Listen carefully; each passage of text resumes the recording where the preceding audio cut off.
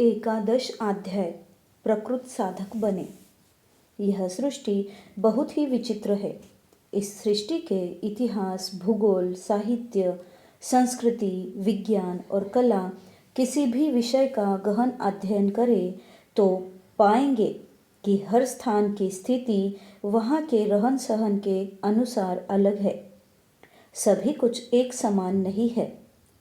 इसलिए बाबा ने कहा है कि वैचित्र्यम प्राकृत धर्म समानम न भविष्यति। लोग नाचते हैं किंतु उनके एक ही देश में नाचने के अलग अलग ढंग है। गाने, खाने और रहने का ढंग अलग है। इन सभी अभिव्यक्तियों के व्यक्त करने का ढंग भले ही अलग अलग हो, किंतु सभी जीवों की मानसिक भूख अनंत है। इनकी इच्छाएं अनंत है। वे सभी अनंत की खोज में हैं। जब ये सभी उस अनंत की तृष्णा को पूर्ण कर लेंगे तभी उन्हें आनंद की प्राप्ति हो सकती है। इस लक्ष्य को प्राप्त करने के लिए मनुष्य ही नहीं, इस सृष्टि का प्रत्येक जीव उस यात्रा में चल रहा है। मनुष्य भी उस पथ के पथिक है। साधु, सन्यासी, महर्षि, वैरागी, विदेही, गोस्वामी और अवधूत उस अनंत पथ के सामान्य पथिक से थोड़ी अधिक यात्रा कर चुके हैं। मैंने ऊपर जिन उपाधियों की बात किया है वे सभी उपाधियां किसी विशेष देश भूषा से नहीं जाने जा सकते हैं। यह तो उपाधि धारण करने वाले व्यक्ति की मानसिक स्थिति का द्योतक है। उदाहरणार्थ, गोस्वामी। गो का अर्थ है वृत्ति, अर्थात जिस मनुष्य ने अपनी वृत्तियों को जीत लिया है और वृत्ति का स्वामी है, वही तो गोस्वामी है। अब कोई भी व्यक्ति इस उपाधि को भले ही लगा ले, परंतु यह उपाधि वस्तुतः मन स्थिति का द्योतक है। प्रारंभ में मैंने अवधूत के विषय में उसकी परिभाषा के साथ चर्चा किया है। यदि कोई व्यक्ति अल्पकाल के लिए बाघ की खाल ओढ़कर बाघ का तमाशा करता है तो कभी न कभी उसे ब्याज के साथ मूलधन वापस करना होगा। इसीलिए मैं कहना चाहता हूँ कि कोई घर में रहे या घर से बाहर, कोई शादी करे या अविवाहित रहे, कोई त्याग करे या भोगी हो, किंतु यदि उसके मन की स्थिति स्थित प्रज्ञ हो गई तो उसे ही हम साधु, सन्यासी, वैरागी, अवधूत, गोस्वामी या विदेही कहे। इन सभी शब्द जालों की पदवी से किसी के माथे को रंग दीजिए, किसी को किसी रंग का वस्त्र पहना दीजिए या उसे दिगंबर रख दीजिए, उसमें कोई अंतर नहीं आने वाला। वे आम नारी और पुरुष से बहुत ऊपर होंगे। एक कथा है। एक गुरु ने एक नए सन्यासी को राजा जनक के पास भेजा कि तुम कुछ दिनों तक जनक के यहाँ वास करके आओ। पहले तो उस सन्यासी को लगा कि उसके सिर पर पहाड़ गिर गया है। एक सन्यासी एक गृहस्थ के पास सन्यास सीखने जाए, यह उसके सन्यास के विरुद्ध था। किंतु गुरु की आज्ञा से वे जनक के यहाँ पहुँचे। उनके दरबार में जाकर अपना परिचय दिया। महाराज जनक ने सन्यासी पर कोई विशेष ध्यान न देकर उसके लिए एक कमरे की व्यवस्था करवा दिया। सन्यासी वहीं रहकर समय व्यतीत करने लगा।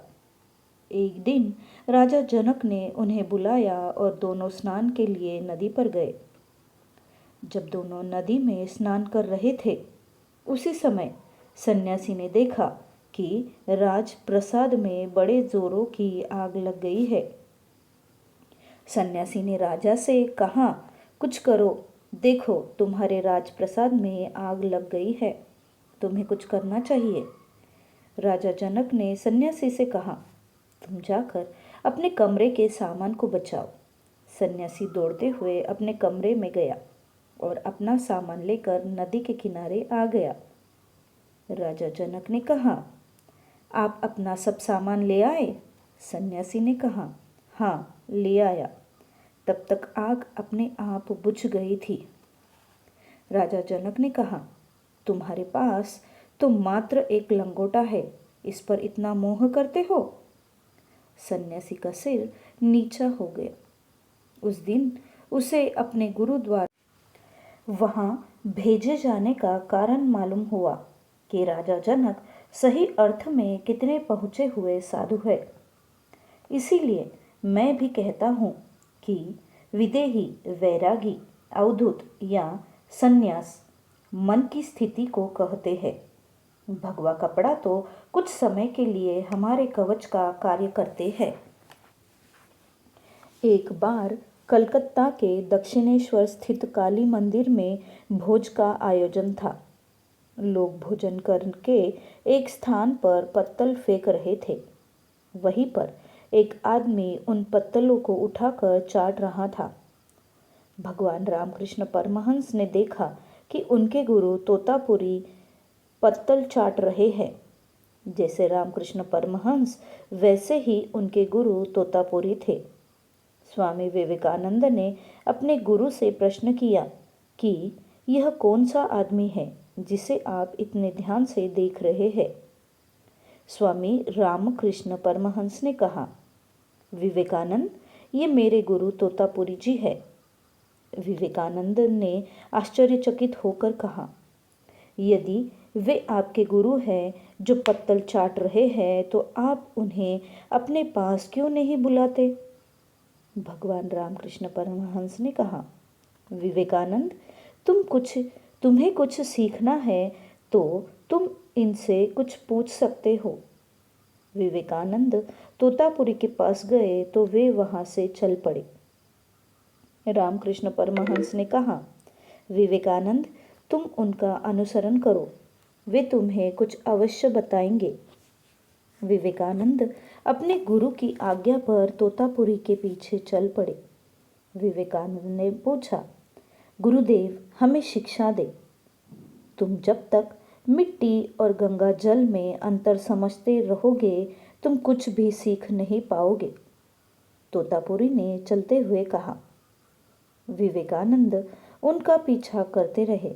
जब तोतापुरी ने देखा कि विवेकानंद वापस नहीं लौट रहे हैं तो वे उन्हें मारने के लिए पत्थर उठाए। जो ही विवेकानंद अपने बचाव के लिए सिर पीछे किए त्यों ही तोतापुरी जी अंतर्ध्यान हो गए। विवेकानंद हाथ मलते हुए अपने गुरु रामकृष्ण के पास आए। रामकृष्ण ने विवेकानंद से प्रश्न किया, तुम्हें गुरु ने कुछ बातें बताई? विवेकानंद ने कहा, उन्होंने मुझे कुछ भी नहीं सिखाया, कुछ भी नहीं कहा। उनके मुख से एक पंक्ति निकली, जब तक मिट्टी और गंगा जल में अंतर रहेगा तब तक तुम ज्ञान सीखने लायक नहीं हो सकते हो। तोतापुरी के कहने का तात्पर्य यह था कि ब्रह्म सर्वमय है, भेदभाव नहीं रखता है। इनके लिए झूठा पत्तल या साफ भोजन दोनों बराबर है। यह अवधूत के लक्षण है। अब हम लोग उस स्थिति में अपने मन को ले जाकर देखें कि तोतापुरी और हम अवधूतों में कितना अंतर है। इसी प्रकार के दो अवधूत महापुरुष बंगाल के वामाक्षेपा और आंध्र प्रदेश के तैलंग स्वामी हुए थे। तैलंग स्वामी के विषय में कहानी है कि वे गंगा के किनारे हमेशा नग्नावस्था में घूमा करते थे।